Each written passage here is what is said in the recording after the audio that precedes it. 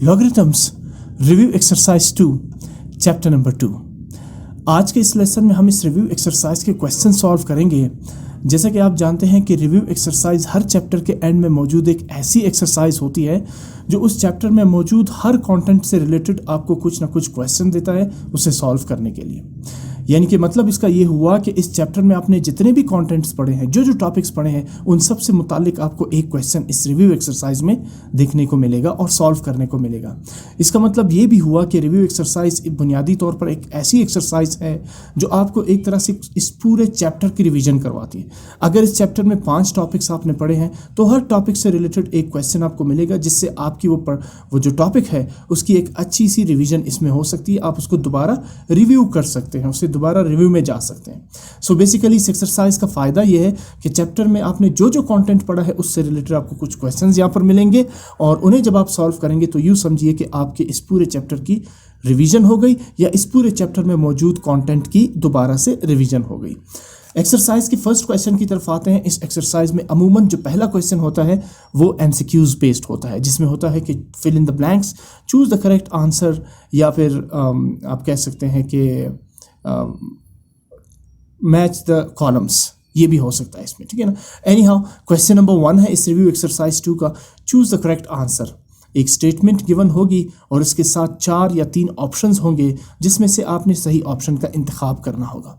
पहला पार्ट है question number 1 का, if log of base 10 of x is equal to 4 then x is, question ये कह रहे हैं कि log to the base 10 of x equals 4 then what will be the value of x। अब ये base 10 का logarithm है, यहाँ पर एक अननोन x मौजूद है, आपने इस x की वैल्यू फाइंड करनी है। अच्छा, अब आते हैं ज़रा पहले लॉग की डेफिनेशन पे। लॉग की डेफिनेशन हमने ये पढ़ी थी कि what power should be raised to get a certain number। किसी ख़ास नंबर को कैलकुलेट करने के लिए कितनी पावर या कितनी एक्सपोनेंट होनी चाहिए किसी दूसरे नंबर की।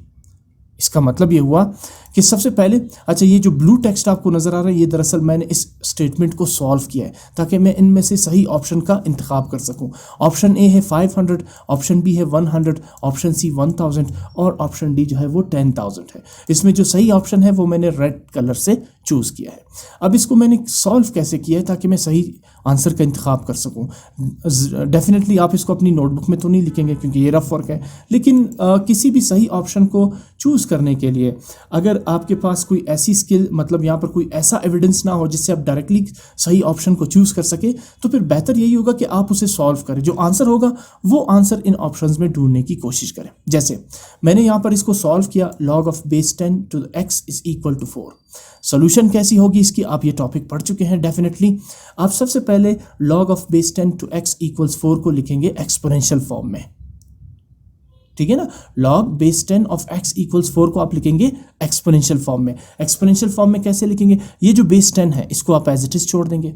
अब बेस 10 की पावर कितनी होनी चाहिए टू गेट x, ये है लॉगरिथम का मतलब, ठीक है ना। ये जो बेस 10 है इसकी पावर कितनी होनी चाहिए to get this particular number x। What power should be raised to get a certain number, यह है लॉगरिथम।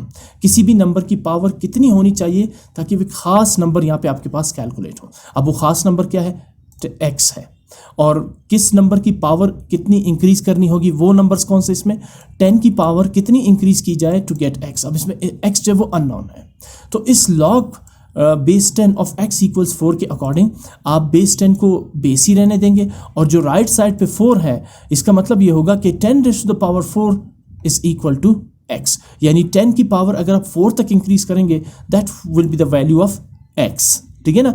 यानी 10 raise to the power 4 is equal to x। Basically ये है exponential form of the log base 10 of x equals 4, ठीक है ना। उसके बाद 10 रेज़ टू द पावर 4 का मतलब क्या है कि आप 10 को मल्टीप्लाई करेंगे 4 टाइम्स 10 के साथ। सो 10 10s are 100, 100 10s are 1000 and 10,000 10s are 10,000। तो सबसे पहले तो ये समझ ले कि इसमें ऑप्शन 4 जो है वो सही ऑप्शन है 10,000। कैसे पता चला? मैंने इस स्टेटमेंट को एक्सपोनेंशियल फॉर्म में कन्वर्ट करके x की वैल्यू कैलकुलेट कर ली। अब इसका मतलब ये है कि अगर फॉर इंस्टेंस इस x की जगह मैं ज़रा स्टेटमेंट को कॉपी कर लेता हूँ, वैसे ही आप पढ़ तो चुके हैं, मैं थोड़ी सी आपकी रिवीजन करवा देता हूँ क्योंकि ये रिव्यू एक्सरसाइज ही है। x की वैल्यू आपने क्या निकाली? x की वैल्यू आपने निकाली 10,000। अब इसका मतलब ये हुआ कि ये जो पर्टिकुलर बेस है 10, इसकी पावर आप रेज करेंगे 4 तक तो आपको नंबर मिलेगा 10,000। जो स्टेटमेंट हमने पढ़ी थी ना, what power should be raised to get a certain number, किसी खास नंबर को कैलकुलेट करने के लिए, हासिल करने के लिए कितनी पावर इंक्रीज होनी चाहिए। अब वो खास नंबर यहाँ पर क्या था? x था। अब यहाँ पर बेस कितना है? 10, यानी 10 की पावर अगर आप 4 तक रेज करेंगे तो आपको ये खास नंबर 10,000 कैलकुलेट होगा। ठीक है ना? सो इसका मतलब यह है कि x की सही वैल्यू क्या होनी चाहिए? 10,000। इसलिए क्योंकि अगर आप 10 की पावर 4 लेंगे तभी ये इक्वल होगा 10,000 का। अगर आपने 10 पावर 3 लिया तो ये 1000 आएगा, जबकि यहाँ पर फिर 4 नहीं 3 होना चाहिए। ठीक है ना? अब अगर यहाँ पर आप 3 लिखते हैं तो फिर 10,000 नहीं 1000 होगा। 10 raise to the power 3 is 1000। ठीक, सो सही ऑप्शन इसमें क्या है? 10,000, यानी log of base 10 of x equals 4, यानी 10 की पावर 4 तक इंक्रीज कर लें तो then you will get this particular number x, and this is the basic definition of logarithm. Second part की तरफ आते हैं, काफ़ी टाइम इस पर मैंने लिया, अच्छी रिवीजन आपकी हो जाएगी। The characteristic of log 34.67 is, ये तो अभी रिसेंटली हम कर चुके थे। मैंने आपको बताया था कि कैरेक्टरिस्टिक के लिए फार्मूला क्या है? Number of digits -1। अच्छा, सबसे पहले तो फिर इस नंबर को देखिए 34.67। अगर ये नंबर विदाउट डेसिमल होता यानी होल नंबर होता तो फिर नंबर ऑफ डिजिट्स इसमें है 4, कैरेक्टरिस्टिक होगा 3। अगर नंबर ऑफ डिजिट्स 3 है तो कैरेक्टरिस्टिक होगा 2। अगर नंबर ऑफ डिजिट्स 6 है तो कैरेक्टरिस्टिक होगा 5। जो भी नंबर ऑफ डिजिट्स होंगे उससे 1 कम करेंगे, यानी कि नंबर ऑफ डिजिट्स -1। लेकिन यहाँ जो ये नंबर है ये डेसिमल नंबर है, ये होल नंबर नहीं है। यहाँ कैरेक्टरिस्टिक को फाइंड करने के लिए आप क्या करेंगे? आप होल पार्ट को कंसीडर करेंगे इस डेसिमल नंबर का। इस डेसिमल नंबर का होल पार्ट है 34। 34 में कितने डिजिट्स हैं? 2 डिजिट्स। तो अगर डिजिट्स 2 है तो कैरेक्टरिस्टिक क्या होगा? 1, यानी नंबर ऑफ डिजिट्स 2 - 1 इज 1। तो इसमें पहला ऑप्शन 0 है, दूसरा ऑप्शन 10 है 1 है, तीसरा ऑप्शन 10 और चौथा ऑप्शन 100 है। तो इसमें जो सही ऑप्शन है वो है ऑप्शन नंबर 2, यानी कि 1। If the whole part has 2 digits then the characteristic is 2 - 1 1। अच्छा, अब आगे चले थर्ड पार्ट की तरफ। The base of common logarithm is, अच्छा कॉमन लॉगरिथम की बेस कितनी होती है? 5 होती है, ई होती है, या 100 होती है, या 10 होती है। तो कॉमन लॉगरिथम की जो बेस होती है वो होती है 10। ठीक है ना? नेचुरल लॉगरिथम जो है वो उसे हम डिनोट करते हैं ई से। जो कॉमन लॉगरिथम है उसकी बेस हमेशा कितनी होती है? 10। जैसा कि इस फर्स्ट पार्ट में आप देख सकते हैं log base 10 of x equals 4। ये कॉमन लॉगरिथम है जहां बेस आपको कितनी नजर आ रही है? 10 नजर आ रही है। और एक और बात, अगर बेस कुछ भी ना हो यहाँ पर, ठीक है ना, उस सूरत में भी वो जो लॉगरिथम है उसे हम कंसीडर करते हैं कॉमन लॉगरिथम, क्योंकि हमने पढ़ा था कि कॉमन लॉगरिथम में बेस 10 को शो करना ज़रूरी नहीं होता। अंडरस्टूड है कि बेस कितना होगा? 10 होगा। लेकिन अगर बेस आ जाए ई तो फिर वो कहलाएगा नेचुरल लॉगरिथम। सो बहरहाल जो कॉमन लॉगरिथम है उसकी बेस कितनी होनी चाहिए? 10 होनी चाहिए। आगे देखें, log of a b c is, अच्छा ये आपको याद होगा, लॉज ऑफ लॉगरिथम्स हमने पढ़े थे। First law of logarithm log m × n equals log of m + log of n। फिर हमने ये भी पढ़ा था कि अगर 3 डिजिट्स हो, जैसे log m n o, तो आप क्या लिखेंगे? log of m + log of n + log of o। तो ये फर्स्ट लॉ ऑफ लॉगरिथम है। अगर ए बी सी है और तीनों आपस में मल्टीप्लाई हो रहे हैं विद लॉग, तो आप इसे एक्सपेंडेड फॉर्म में कैसे लिखेंगे? According to the first law, log of the first number यानी log of a + log of the second number यानी log of b + log of c। वहाँ होता था लॉज ऑफ लॉगरिथम में log mn, जिसे आप लिखते थे log m + log n। यहाँ a b c है तो log a + log b + log c। 4 options given है, चारों में से सेकंड ऑप्शन जो है वो इसका सही और दुरुस्त आंसर होगा। आगे चले फिफ्थ पार्ट की तरफ। अब देखिए, साइंटिफिक नोटेशन का टॉपिक भी आपने इस चैप्टर में पढ़ा था। मैंने कहा ना, इसमें आपको हर टॉपिक से रिलेटेड एक या एक से ज़्यादा क्वेश्चंस सॉल्व करने को मिलेंगे। फिफ्थ पार्ट है question number fourth part, fifth part, ये रहा फोर्थ पार्ट और ये fifth part. Scientific notation of 0.00675 is, अच्छा अब इससे साइंटिफिक नोटेशन का सही आंसर ढूंढने के लिए सबसे पहले थोड़े इससे साइंटिफिक नोटेशन के लॉज को रिकॉल करते हैं। साइंटिफिक नोटेशन की डेफिनेशन ये थी कि इसमें जो a है उसकी वैल्यू जो है वो 1 से बड़ी होनी चाहिए, यानी कि 0 से बड़ी होनी चाहिए। 1 या 1 से बड़ी हो और कहाँ तक होनी चाहिए? 9 तक, 9 से बड़ी नहीं होनी चाहिए। अब इसमें a क्या है, a अच्छा आपको ऑप्शंस 4 गिवन है। पहला ऑप्शन है 6.75 multiply by 10 raise to the power -3, 6.75 multiply by 10 raise to the power +3, 6.675 times 10 raise to the power -2 और 67.5 times 10 raise to the power -4। इसमें जो a है, जो साइंटिफिक नोटेशन की डेफिनेशन है, a multiplied by 10 raise to the power n, इसमें a क्या है, ये 6.75, यानी ये पूरा a है। अब 10 पावर n कैसे कैलकुलेट करेंगे, आप गौर करें। a की वैल्यू मैंने आपको कहा था कि 0 से बड़ी होनी चाहिए, 1 या 1 के से बड़ी होके फिर कहाँ तक जाएगी, 9 तक। ये जो वैल्यू आप देख रहे हैं ये तो 1 से बहुत छोटी है, 0.00675। तो हम ऐसे करते हैं, इस वैल्यू को इंक्रीज करते हैं ताकि ये बिटवीन 1 and 9 आ जाए। अब कोई भी हो सकता है, 1 भी हो सकता है, 2, 3, 4, 5, 6, 7, 8 और 9। इसके लिए मैं क्या करूंगा, गौर से देखें। आप इस डेसिमल पॉइंट को शिफ्ट करेंगे 1, 2, 3 डिजिट्स राइट साइड पे। जैसे ही आप डेसिमल पॉइंट को 3 डिजिट्स राइट साइड पे शिफ्ट करते हैं, नंबर क्या बन जाएगा, 6.75।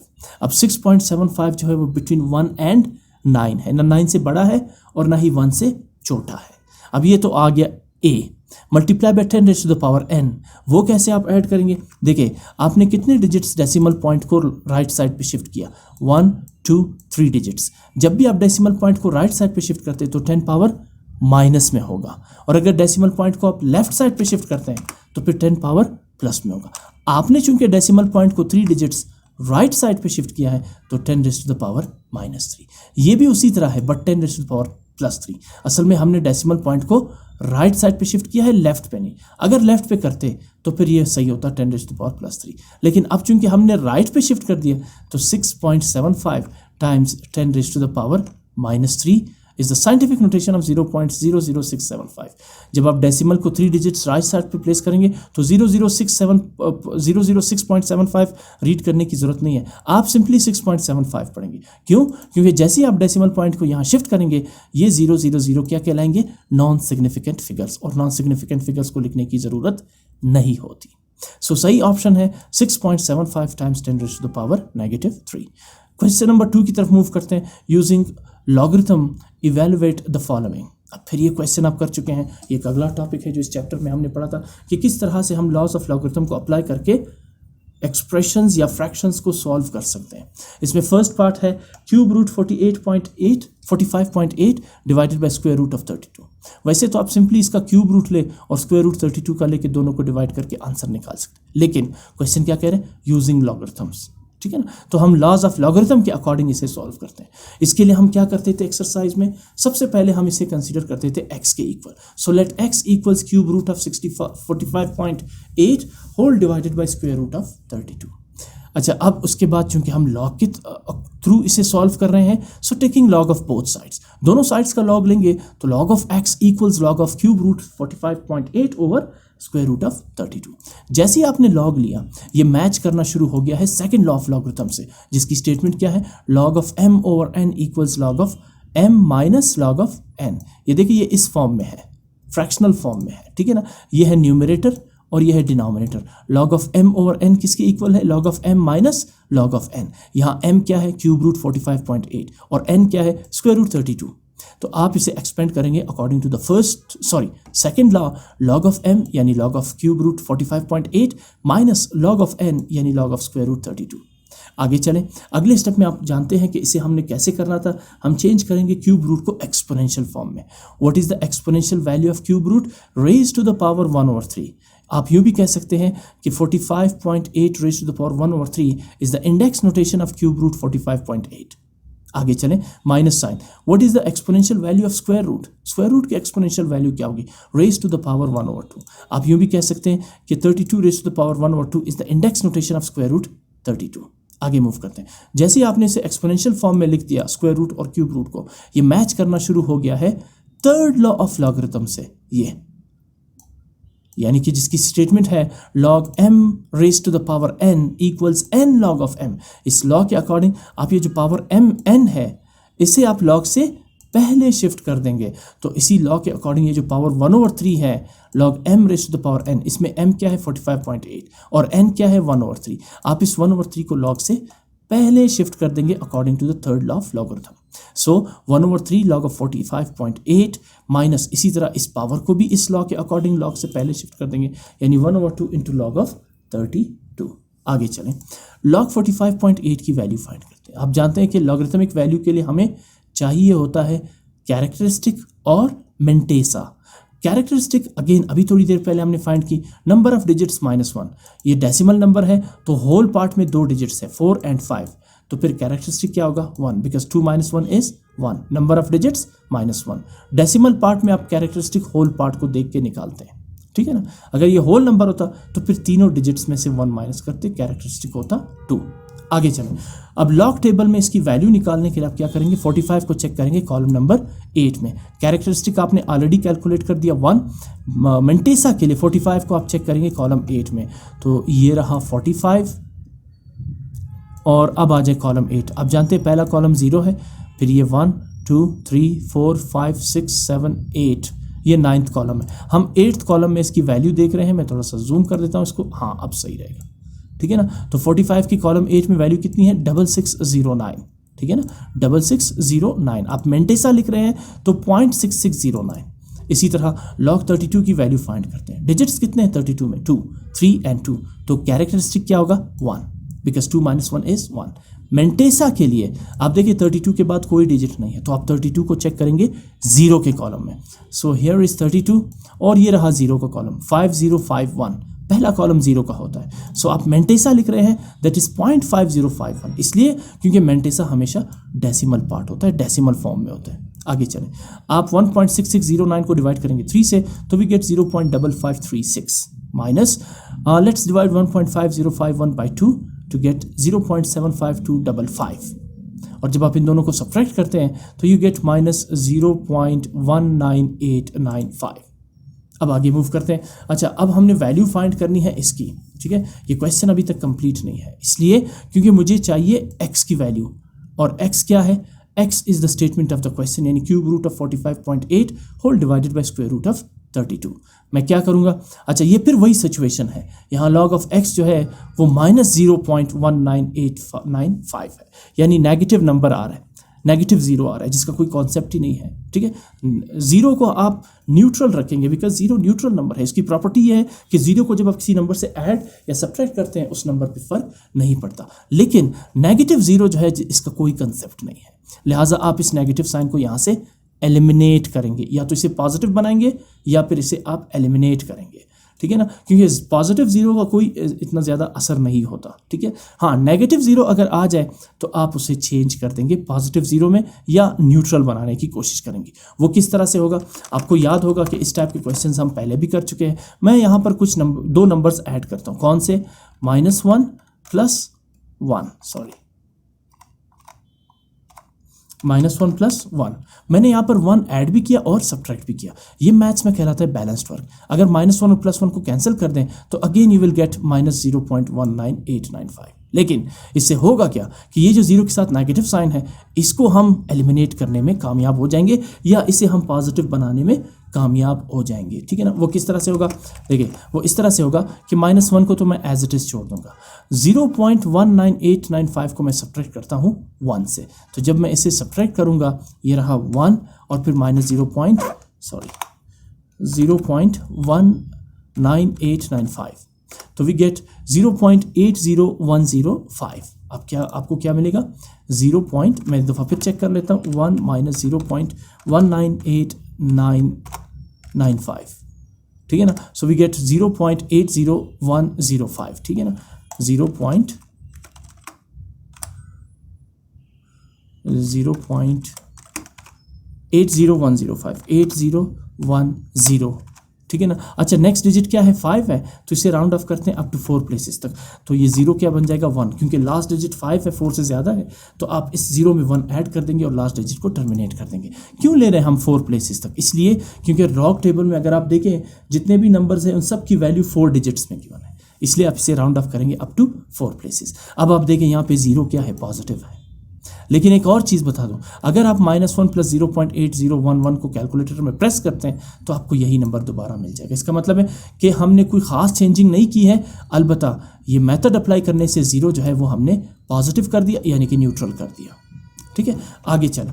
और -0 का कोई कॉन्सेप्ट नहीं है, ये आपको याद रहे। और याद रखें अगर -0.19895 को आपने फर्दर सिंप्लीफाई किया to find the value of x, आप फाइंड करेंगे, कर लेंगे आप, लेकिन वो वैल्यू जो है वो गलत होगी, ठीक है ना। सो ये स्टेप आपने याद रखना है। ये 2-3 दफ़ा हम एक्सरसाइज में भी कर चुके हैं, जहां हमारे पास वैल्यू आती थी log ऑफ x की -0 पॉइंट और फिर डेसिमल पार्ट होता, ठीक। सो अब आप आ जाए, आपने लॉग हमें, मैंने कहा था कि हमें x फाइंड करना है, लॉग नहीं चाहिए, तो अब इसका अपोजिट क्या लेंगे, taking anti log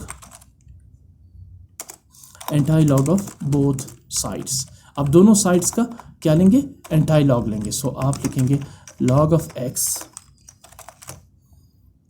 sorry anti log into log of x equals anti log of -1 plus 0.8011। अब जानते हैं -1 प्लस 0 का मतलब क्या होगा, -1।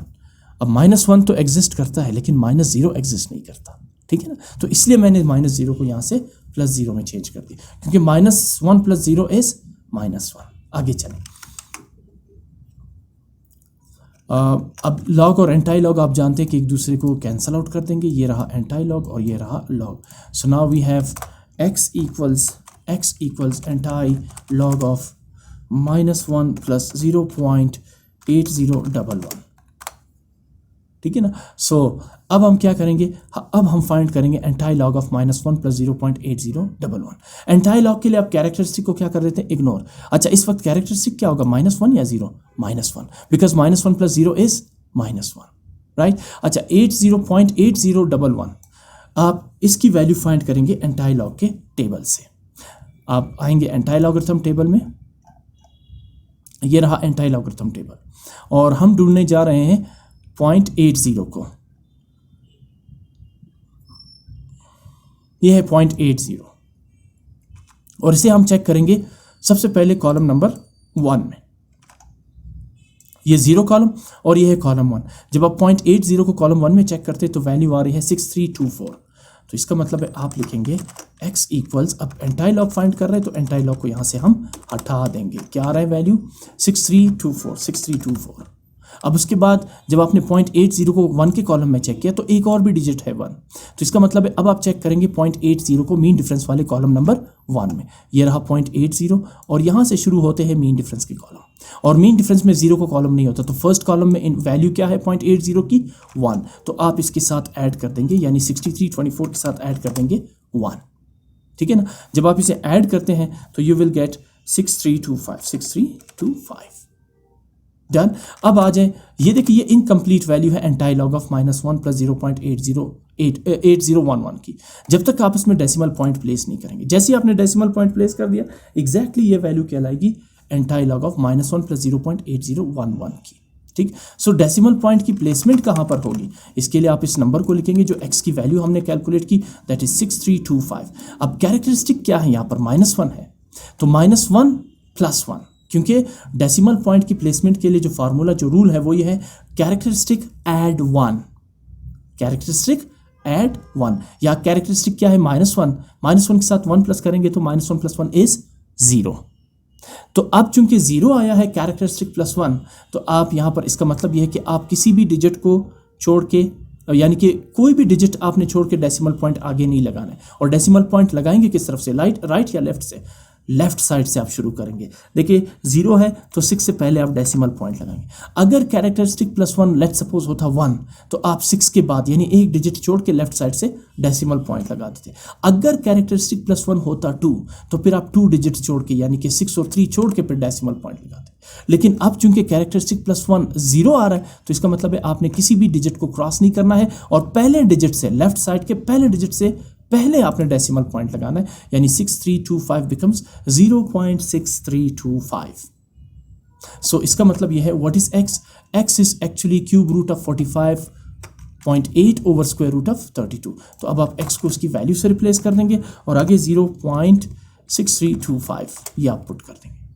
आप अपना आंसर कैसे चेक करेंगे, आंसर चेक करने के लिए आप फाइंड करेंगे क्यूब रूट ऑफ 45.8 और फिर इसे डिवाइड करेंगे स्क्वायर रूट ऑफ 32 से, ठीक है ना। अगर मैं इसे कॉपी कर लूँ और यहाँ पर मेरे पास लॉग साइंटिफिक कैलकुलेटर तो नहीं है, तो मैं यहाँ पर फाइंड करता हूँ क्यूब रूट ऑफ कितना है 45.8 45.8 ये आ रहा है आपके पास 3.5778, ठीक है ना, 3.5778। मैं आपको आपका आंसर वेरीफाई करके दे रहा हूँ।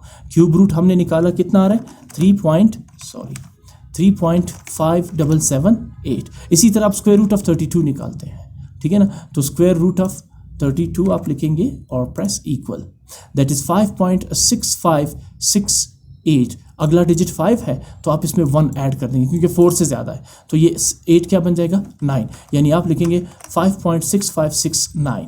ये है 5.6569 एग्जैक्टली। अब इन दोनों नंबर्स को डिवाइड करें।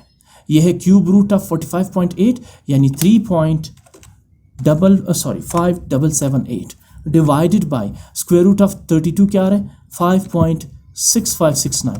जब आप इसे डिवाइड करेंगे तो यू विल गेट 0.632466। बहुत सारे डेसिमल प्लेसेस हैं, लेकिन अगर आप गौर से देखें, अगर मैं इस नंबर को राउंड ऑफ करता हूँ अप टू 4 प्लेसेस तक, तो 6 पहला डिजिट, 3 दूसरा, 2 तीसरा और 4 चौथा डिजिट है। 4 के बाद डिजिट क्या आ रहा है 6, जो कि 4 से ज़्यादा है। अब राउंड ऑफ करने के लिए आप 4 यानी प्रीवियस डिजिट में 1 ऐड करेंगे, 4 बन जाएगा 5 और बाकी सारे डिजिट्स को टर्मिनेट कर देंगे। इसे कहते हैं राउंडिंग ऑफ नंबर। तो आंसर क्या आ रहा है 0.6325 और यही आपने निकाला था थ्रू लॉगरिथम्स 0.6325। इस तरह से आप अपना आंसर वेरीफाई कर सकते हैं कि क्या आंसर सही है या गलत है। आई होप आपको समझ आ चुका होगा। इसमें कुछ स्टेप्स मिसिंग थे, इसलिए मैंने इसे यहाँ पर ही टाइप कर दिए। आगे चले सेकंड पार्ट की तरफ, that is 3.98 whole raise to the power 2/3। Now with the help of logarithm आपने इसकी भी वैल्यू फाइंड करनी। कैसे करेंगे? First of all let's say x is equal to 3.92 whole raise to the power 2/3। And then, since we are solving this question according to the laws of logarithms, so let's take log of both sides. जब आप दोनों sides का log लेते हैं तो log of x equals log of 3.98 whole raised to the power 2/3। जैसे ही आपने log लिया, ये जो right side है ये मैच कर रहा है second law of logarithm से, जिसकी थर्ड लॉ ऑफ लॉगरिथम से, जिसकी स्टेटमेंट है log of m raised to the power n equals n log of m। यानी आप ये जो पावर है 2/3 थर्ड लॉ ऑफ लॉगरिथम के अकॉर्डिंग इसे log से पहले लिख देंगे। तो जब आप इसे एक्सपेंड करेंगे तो 2/3 log of 3.98। अगले स्टेप में आप क्या करेंगे? आप log 3.98 की वैल्यू फाइंड करेंगे। इसके लिए आप क्या करेंगे? आप डेसिमल को इग्नोर कर देंगे और आप चेक करेंगे 39 को 8 के कॉलम में, और ये प्रोसेस कहलाएगा फाइंडिंग मेंटेसा। लेकिन उससे पहले क्या चाहिए? कैरेक्टरिस्टिक। ये डेसिमल नंबर है 3.98, तो कैरेक्टरिस्टिक आप फाइंड करेंगे होल पार्ट 3 से। अब 3 में कितने डिजिट्स है? 3 सिंगल डिजिट नंबर है, तो अगर डिजिट 1 है तो कैरेक्टरिस्टिक क्या होगा? 0। डिजिट्स 2 है तो कैरेक्टरिस्टिक होगा 1। डिजिट्स 3 है तो कैरेक्टरिस्टिक होगा 2। अब डिजिट 1 है, यहाँ पर सिंगल डिजिट है, तो कैरेक्टरिस्टिक होगा 0, यानी कि नंबर ऑफ डिजिट्स -1, 1 - 1 0। अब मेंटेसा के लिए आप 39 को चेक करेंगे कॉलम नंबर 8 में। So here is 39 and we are finding 39 in column number 8। ये 0 कॉलम 1 2 3 4 5 6 7 8 8 कॉलम में आ रहा है 39 की वैल्यू 5,999। आप चूंकि मेंटेसा लिख रहे हैं तो 0.5999। और अगले स्टेप में आप क्या करेंगे? ये स्टेप रिपीटेड है, मैं इसको हटा देता हूँ। आप 0.5999 को मल्टीप्लाई करेंगे 2 से, यू विल गेट 1.1998, और जब आप इसे डिवाइड करेंगे 3 से तो you will gate 0.3999 log of x। हमें चाहिए क्या चाहिए? x। लॉग नहीं चाहिए, तो लॉग को एलिमिनेट करने के लिए taking anti log of both sides. तो जब आप एंटाई लॉग लेंगे, anti log into log of x equals anti log of 0.3999। अब एंटाई लॉग और लॉग कैंसिल आउट होंगे, so we left x equals anti log of 0.3999। अब anti log की value find करते हैं। अब जानते हैं कि एंटाई लॉग में कैरेक्टरिस्टिक को इग्नोर किया जाता है, मेंटेसा से आप वैल्यू निकालते हैं। तो सबसे पहले आप 0.39 को चेक करेंगे कॉलम नंबर 9 में। Let's check it out. 0.39 in anti logarithm table, ये रहा 0.39, और आपने इसे चेक करना है किस कॉलम में? Column number 9। तो ये है कॉलम नंबर 9, ये 8th कॉलम और ये कॉलम 9, 2506। अब क्या लिखेंगे? 2506 यानी 2506। और फिर अब आप चेक करेंगे 0.39 को मीन डिफरेंस वाले कॉलम नंबर 9 में। ये 0.39 की रो है और ये मीन डिफरेंस के कॉलम यहाँ से शुरू हो रहा है। ये 3, ये 6, ये 7, 8 और 9, सबसे आखिरी वैल्यू होगी ये 0.39 की वैल्यू है मीन डिफरेंस के कॉलम नंबर 9 में, जो कि कितनी आ रही है? 5। तो आप ऐड करेंगे 2506 के साथ 5, और जब आप इन्हें ऐड करते हैं तो यू गेट 2511। अब ये इनकम्प्लीट वैल्यू है एंटायर लॉग ऑफ 0.3999 की, जब तक आप इसमें डेसिमल पॉइंट प्लेस नहीं करेंगे। जैसे ही डेसिमल पॉइंट प्लेस करेंगे ये एग्जैक्टली एंटायर लॉग ऑफ 0.3999 की वैल्यू होगी। लेकिन सवाल यह है कि डेसिमल पॉइंट प्लेस कहाँ करें। आप आएंगे यहाँ पर कैरेक्टरिस्टिक में, जो भी कैरेक्टरिस्टिक होगा इसके साथ 1 ऐड करेंगे। अब कैरेक्टरिस्टिक 0 है तो 0 + 1 इज 1, यानी राइट साइड से एक डिजिट छोड़ के आप डेसिमल पॉइंट लगाएंगे। अगर 0 होता तो फिर पहले डिजिट से पहले आप डेसिमल पॉइंट लगाते। अब चूंकि कैरेक्टरिस्टिक +1 1 आ रहा है तो इसका मतलब है लेफ्ट साइड से, राइट नहीं लेफ्ट साइड से, sorry if I said right side, left side से एक डिजिट छोड़ के आप डेसिमल पॉइंट लगाएंगे, दैट इज 2.511, राइट। आप अपना आंसर भी चेक कर सकते हैं using calculator. 3.98 raised to the power 2 और 3 को प्रेस करेंगे तो you will get 2.511, right. Now question number 3 of this exercise, once again word problem है और इसे हमने सॉल्व करना है using laws of logarithms. Question ये कह रहे हैं कि a scientist is studying the growth of bacteria in a lab। एक साइंटिस्ट है वो ग्रोथ ऑफ बैक्टीरिया को चेक कर रहा है लेबोरेटरी में, लैब में। The number of bacteria after T hours is modeled by the formula n equals n0 e raised to the power kt। अच्छा, कुछ वक्त यानी T hours, अब T hours कितने हो सकते हैं वी डोंट नो, 1 hour भी हो सकता है, 2 भी हो सकते हैं, 3 भी हो सकते हैं, 5 भी हो सकते हैं, 6 भी हो सकते हैं। वो कह रहे हैं कि कुछ वक्त के बाद यानी कुछ घंटों के बाद, T hours के बाद जो साइंटिस्ट है उसने नंबर ऑफ बैक्टीरिया को जो फाइंड किया है वो इस फार्मूले से फाइंड किया है। अब क्या नंबर ऑफ बैक्टीरिया कम होंगे या ज़्यादा होंगे? डेफिनेटली ज़्यादा होंगे, क्योंकि बैक्टीरिया अपनी ग्रोथ करते हैं, अपनी नस्ल बढ़ाते हैं। तो जैसे ही उसने कुछ घंटों के बाद देखा वो नंबर ऑफ बैक्टीरिया जो है वो किस फार्मूले से उसने कैलकुलेट किया, of course number of bacteria increase होंगे, ठीक है ना। So n is equal to n0 e raised to the power kt, इस फार्मूले से उसने नंबर ऑफ बैक्टीरियाज जो इंक्रीज हुए थे वो फाइंड किया। अब इसमें n क्या है, n0 क्या है, e क्या है, k और t क्या है, इसे देखते हैं। Where n0 equals 5000, what is n0? Initial number of bacteria, जब उसने पहले देखा t से पहले यानी टाइम से पहले, कुछ घंटों से पहले जब उसने शुरू में देखा नंबर ऑफ बैक्टीरियाज कितने थे 5000। फिर T hours के बाद, कुछ घंटों के बाद, अब डेफिनेटली नंबर ऑफ बैक्टीरिया क्या हो जाएंगे, बढ़ जाएंगे। तो n0 जो है वो इनिशियल नंबर ऑफ बैक्टीरिया है जो कि कितने हैं 5000। n is the population after time t। What is population? यानी उसकी नस्ल जो है वो बढ़ जाएगी, उसकी आबादी जो है वो इंक्रीज हो जाएगी। तो बैक्टीरिया की जो कुछ वक्त के बाद जो नंबर ऑफ इंक्रीज या पॉपुलेशन इंक्रीज है उसे हम किससे डिनोट करेंगे, n से। जाहिर है 5000 तो नहीं रहेंगे, कुछ घंटों के बाद तो ये बढ़ जाएंगे, ठीक है। तो n0 क्या है, इनिशियल नंबर ऑफ बैक्टीरिया, और n क्या है, population of bacteria after time t। अब आ जाए अगले step, k। What is k? k is the growth constant.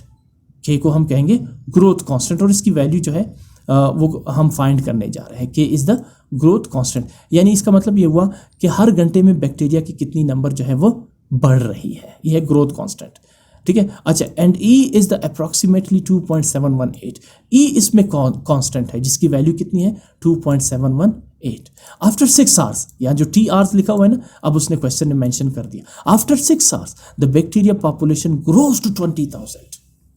पहले कितनी थी n0, कुछ टाइम T hours यानी 6 hours के बाद नस्ल कितनी बढ़ी, उसकी नंबर कितने हुए, उसके ग्रोथ कितनी हुई उसकी 20,000, यानी 15,000 बैक्टीरिया जो है वो सिर्फ 6 घंटों में बढ़ गए। Use logarithm to find the value of k। आप लॉगरिथम के लॉस को यूज करके k की वैल्यू फाइंड करें। What is k? k is the growth constant. तो सबसे पहले हम जो डेटा गिवन है वो मैं यहाँ पे मेंशन कर देता हूँ ताकि आपके लिए आसानी रहे। What is n0? Initial number of bacteria, और ये कितने हैं 5000। What is n?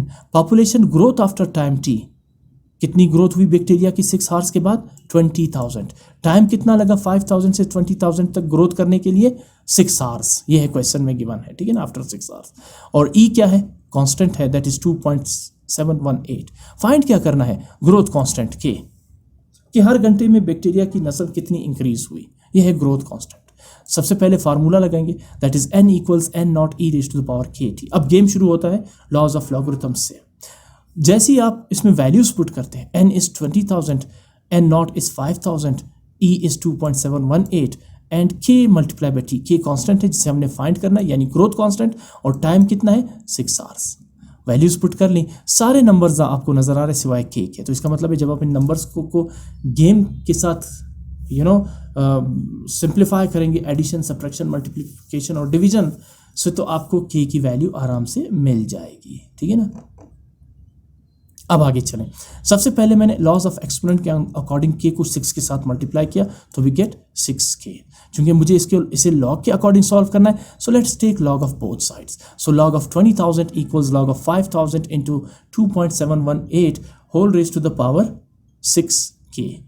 अब जैसे ही आपने इस पर अप्लाई कर दिया, ये जो आपके पास log 5000 into 2.718 raise to the power 6k है, ये मैच करेगा फर्स्ट लॉ ऑफ लॉगरिथम से जिसकी स्टेटमेंट है log of m multiplied by n। अब इसमें m क्या है? m है इसमें 5000 और n क्या है? n है इसमें 2.718 raise to the power 6k। ये रहा log m multiplied by n, किसके इक्वल है? log m plus log n। So आप लिखेंगे log m यानी log 5000 प्लस log n यानी log of 2.718 raise to the power 6k। ऐसा करने के बाद ऑटोमेटिकली ये जो स्टेप है log 2.718 raise to the power 6, ये मैच कर रहा है थर्ड लॉ ऑफ लॉगरिथम से जिसकी स्टेटमेंट है log of m raise to the power n equals n log of m। ये जो पावर है ये है log m 2.718 और ये है n। आप इस थर्ड लॉ के अकॉर्डिंग क्या करेंगे? आप इस पावर 6k को शिफ्ट करेंगे log से पहले। थर्ड लॉ तो यही कहता है। तो थर्ड लॉ के अकॉर्डिंग आप लिखेंगे log 20,000 as it is, log 5,000 भी एज इट इज, और ये जो log 2.718 raise to the power 6k है, इसमें से 6k को आप log से पहले शिफ्ट कर देंगे, तो ये बनेगा 6k इंटू log ऑफ 2.718। आगे मूव करते हैं। सबसे पहले हम फाइंड करते हैं log 20,000 की वैल्यू। अब इसमें क्या होगा कि सबसे पहले हमें चाहिए होगा कैरेक्टरिस्टिक। कितने डिजिट्स हैं? 1 2 3 4 5। तो कैरेक्टरिस्टिक क्या होगा? 4। Number of digits minus 1। मेंटेसा के लिए आप 20 को चेक करेंगे 0 के कॉलम में। चले चेक करते हैं 20 को 0 के कॉलम में। ये रहा लॉग टेबल और ये रहा 20। हमने चेक करना है इसे 0 के कॉलम में। तो अब सबसे पहला जो कॉलम होगा 3010 जिसमें वैल्यू है, ये है 0 का कॉलम। तो 20 की 0 के कॉलम में वैल्यू कितनी आ रही है? 3010। आप चूंकि मेंटेसा लिख रहे हैं तो आप लिखेंगे 0.3010। आगे चलें, log ऑफ 5000। अच्छा हाँ, इसके बाद 20 को जब आपने 0 के कॉलम में देखा, यहाँ और भी तो 0 है, जिसका मतलब है अब आपने इसे चेक करना होगा मीन डिफरेंस के कॉलम में। लेकिन अगर आप गौर करें, मीन डिफरेंस में तो 0 का कॉलम है ही नहीं, वो तो 1 से स्टार्ट होता है। तो इसका मतलब है कि आप फर्दर जो है वो 20 को मीन डिफरेंस के कॉलम में चेक नहीं कर सकते। सो log of 20,000 is 4.3010। That's it. इसी तरह 5000 की वैल्यू फाइंड करने के लिए, लॉग वैल्यू फाइंड करने के लिए सबसे पहले चाहिए होगा कैरेक्टरिस्टिक। ठीक है ना। सो डिजिट्स कितने हैं? इसमें 4 डिजिट्स है 5000 में, तो कैरेक्टरिस्टिक कितना होगा? 3। अब मेंटेसा के लिए आप चेक करेंगे 50 को 0 के कॉलम में। जैसे ही आप 50 को 0 के कॉलम में चेक करेंगे, आपको 5000 की लॉगरिथमिक वैल्यू मिल जाएगी। ये है 50 और ये है इसका 0 कॉलम 6990। आप चूंकि मेंटेसा लिख रहे हैं तो आप लिखेंगे 0.6990। अब मीन डिफरेंस में आप कहेंगे कि मुझे 0 के कॉलम में चेक करना चाहिए, तो मैं नहीं कर सकता क्योंकि मीन डिफरेंस में 0 का कॉलम है ही नहीं। और अब आप वैल्यू निकालेंगे 2.718 की लॉगरिथमिक वैल्यू। इसके लिए आपको सबसे पहले क्या चाहिए होगा? कैरेक्टरिस्टिक। ये डेसिमल नंबर है तो आप कैरेक्टरिस्टिक निकालेंगे होल पार्ट से। होल पार्ट में सिंगल डिजिट है तो कैरेक्टरिस्टिक होगा 0, यानी नंबर ऑफ डिजिट्स -1। यहाँ नंबर ऑफ डिजिट्स 1 है तो 1 - 1 इज 0। मेंटेसा के लिए आप डेसिमल को इग्नोर करके 27 को चेक करेंगे कॉलम नंबर 1 में। 27 इन फर्स्ट कॉलम, ये है 27 और ये है फर्स्ट कॉलम। आप जानते हैं पहला कॉलम 0 होता है और ये जो सेकंड कॉलम है ये एक्चुअली है फर्स्ट कॉलम। 4330 आप मेंटेसा लिख रहे हैं तो 0.4330। और उसके बाद आप 27 को चेक करेंगे मीन डिफरेंस वाले कॉलम नंबर 8 में। तो ये रहा 27 और यहाँ से शुरू होते हैं इसके मीन डिफरेंस वाले कॉलम। हमने इसे चेक करना है कॉलम नंबर 8 में। ये पहला कॉलम, दूसरा, तीसरा, चौथा, पांचवा, 6th, 7th और ये है 8th। तो 27 की मीन डिफरेंस वाले कॉलम नंबर 8 में वैल्यू कितनी है? 13। आप इसे ऐड करेंगे 0.4330 के साथ। अब याद रखिए कि आपने 13 को होल पार्ट यानी कैरेक्टरिस्टिक के साथ ऐड नहीं करना, बल्कि इसे आप ऐड करेंगे मेंटेसा के साथ, क्योंकि ये मेंटेसा की ही वैल्यू है। तो ऐड करने का कैलकुलेटर से तरीका क्या है? आप मेंटेसा को लिखेंगे विदाउट डेसिमल यानी 4330 और इसको ऐड करेंगे 13 के साथ, वी गेट 4343। आप उसी को नंबर को डेसिमल में लिखेंगे 0.4343। यानी 3 को ऐड करेंगे 0 के साथ, 3 + 0 इज़ 3, और 1 को ऐड करेंगे 3 के साथ, 1 + 3 इज़ 4, जैसा आप इसको ऐड करना चाहते हैं। उसके बाद अगला स्टेप क्या होगा, ये जो 3.6990 यहाँ पर ऐड हो रहा है, लेफ्ट साइड पे जाके सब्ट्रैक्ट होगा, और राइट साइड पे 6k × 0.4343 एज इट इज़। जब आप 4.3010 से माइनस करते हैं 3.6990 को, तो वी गेट 0.602, और राइट साइड पे 6k = 0.4343। अगले स्टेप में 0.4343 6k के साथ मल्टीप्लाई हो रहा है, तो लेफ्ट साइड पे डिवाइड हो जाएगा। जब आप इन नंबर्स को डिवाइड करते हैं तो यू गेट 1.3861 = 6k। हमें k फाइंड करना है, ग्रोथ कांस्टेंट, तो 6 को शिफ्ट कर देंगे लेफ्ट साइड पे, जिससे ये 1.3861 के डिनोमिनेटर पे आ जाएगा। दोनों को डिवाइड करेंगे तो k = 0.2310। इसका मतलब ये है कि therefore the growth constant is 0.2310 per hour. एक आवर में जो बैक्टीरिया की ग्रोथ है वो कितनी है, 0.2310। ये है k की वैल्यू, और इस तरह से आप इस वर्ड प्रॉब्लम को सॉल्व करेंगे यूजिंग लॉज ऑफ लॉगरिथम। अच्छा, लास्ट क्वेश्चन इस एक्सरसाइज और इस चैप्टर का है, इसे हम देखते हैं कि क्या हम इसे लॉगरिथम्स के जरिए सॉल्व कर सकते हैं या नहीं। Sara bought 5/2 meters of cloth to stitch a dress. Sara ने कुछ कपड़ा खरीदा है, 5/2 मीटर्स खरीदा है, ठीक है ना, to stitch cloth, to stitch dress, ताकि कपड़ों की सिलाई कर सके। स्टिचिंग कहते हैं सिलाई को। The price of the cloth is 240 rupees पर मीटर। आप कपड़ा खरीदते हैं ना तो मीटर के हिसाब से खरीदते हैं। सो यहाँ पर 1 मीटर कपड़े की प्राइस कितनी है, 240 रुपीज़, जो सारा ने खरीदी है। और सारा ने टोटल कितना कपड़ा खरीदा है, 5/2 मीटर्स। आगे चलें। She paid a shopkeeper and later sold the stitched dress for Rs 1800। पहले उसने क्या किया, 240 मीटर के हिसाब से कुछ कपड़ा लिया, कितना, 5/2, ठीक है ना, 240 रुपीज़ के हिसाब से 5/2 मीटर्स उसने कपड़ा लिया और उसे स्टिचिंग के लिए दे दिया, और वो स्टिच हो गए। आगे सिलाई के बाद यानी स्टिचिंग के बाद उसने आगे वो कपड़ा बेच दिया सारा ने, कितने पे, 1800 पे। अब वो ड्रेस बन गया, ड्रेस को उसने 1800 पे बेच दिया। क्वेश्चन आपसे पूछ रहा है, find the total cost of cloth. ये बताइए सारा ने टोटल कॉस्ट कितनी पे की थी क्लॉथ के लिए, यानी 5/2 मीटर क्लॉथ की टोटल कॉस्ट कितनी होगी। द प्रॉफिट, अगर उसे प्रॉफिट हुआ है तो प्रॉफिट भी बताइए। She made, the profit she made, अगर उसने कुछ प्रॉफिट बनाया तो वो प्रॉफिट भी बताए। एंड द प्रॉफिट परसेंटेज, और ये बताइए कि उसे कितना % प्रॉफिट हुआ। यहाँ कुछ इंपॉर्टेंट नोट मैंने लिखा है, this question is not meant to be solved using logarithms. This question is not meant to be solved using logarithms.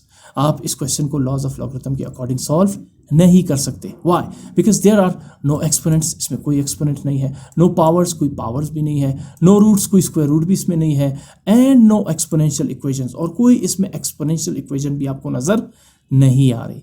So this is a simple profit and percentage question. इसके अलावा यहाँ mentioned भी नहीं है कि solve this question using laws of logarithms. इससे पहले के क्वेश्चन में अगर आप गौर करें तो वहाँ बाकायदा मेंशन्ड है, use logarithms to find the value of k. यहाँ जबकि कुछ भी ऐसा मेंशन नहीं है, जिसका मतलब यह है कि आप इसे नॉर्मल प्रॉफिट और परसेंटेज के क्वेश्चन की तरह सॉल्व करेंगे।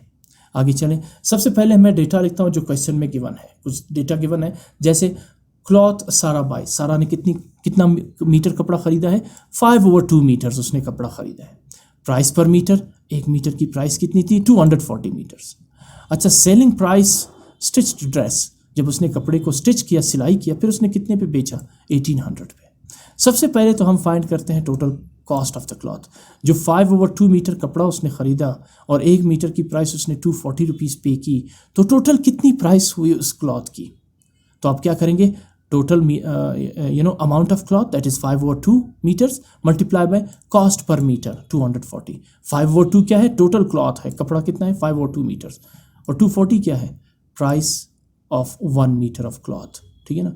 अब क्या करेंगे आप, 5/2 को 240 के साथ सिंप्लीफाई करेंगे। बड़ी ही सिंपल कैलकुलेशन है, जैसे 2 1s are 2, और फिर उसके बाद 2 1s are 2, 2 2s are 4, and then 0 as it is, यानी 120। सो इसका मतलब यह है कि 5 × 120 इक्वल्स Rs 600।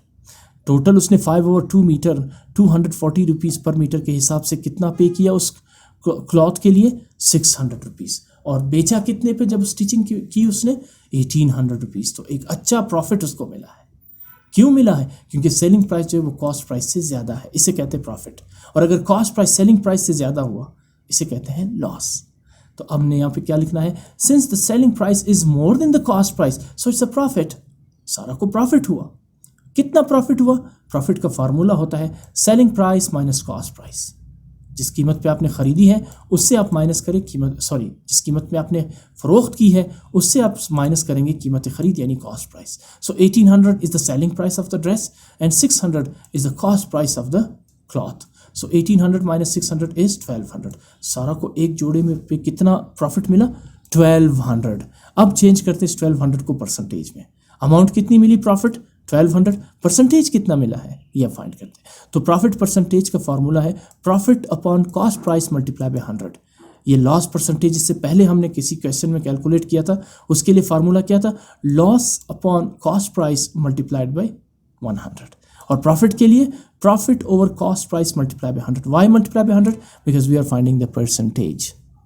सो प्रॉफिट कितना हुआ उसको, ये अभी आपने यहाँ पे निकाला था 1200, ठीक है ना। और कॉस्ट प्राइस कितनी थी कपड़े की? 600।